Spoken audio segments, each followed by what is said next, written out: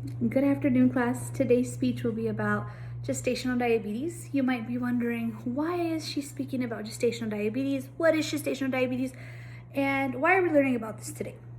So gestational diabetes happens within pregnant women when their body, specifically their placenta, does not produce enough sugar for baby or cannot process sugar fast enough for baby. So what happens is mom eats something and goes straight to baby. Placenta has to digest it in order for it to get to baby. So if it's not working sufficiently or accurately, that's what does happen, and that's what causes gestational diabetes. The reason I chose this topic is because with my last and final pregnancy, which is my current one here, I got diagnosed with gestational diabetes, and it was a big bummer, so I decided to do some research. I've been really into it lately and see how I can manage it, how I can control it. Unfortunately, I was not able to, but I will go over that here in the next few minutes. Alrighty, so this is how you start with managing your gestational diabetes. Is you do receive a monitor like this. Prick your finger and it monitors your blood sugar.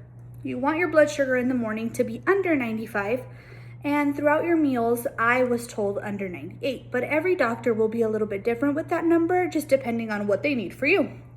So this is how it starts. If you cannot control it this way, then you move on to the next step. And here's what that next step is.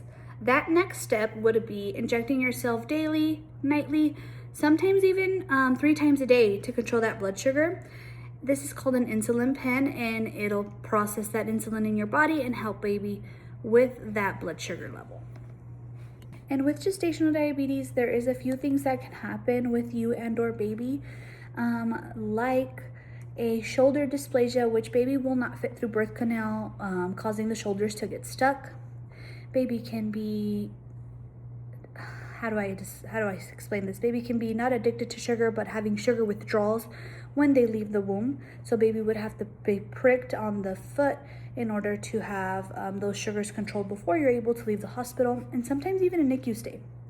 So although this is preventable in a way, you never know if you're going to be getting gestational diabetes.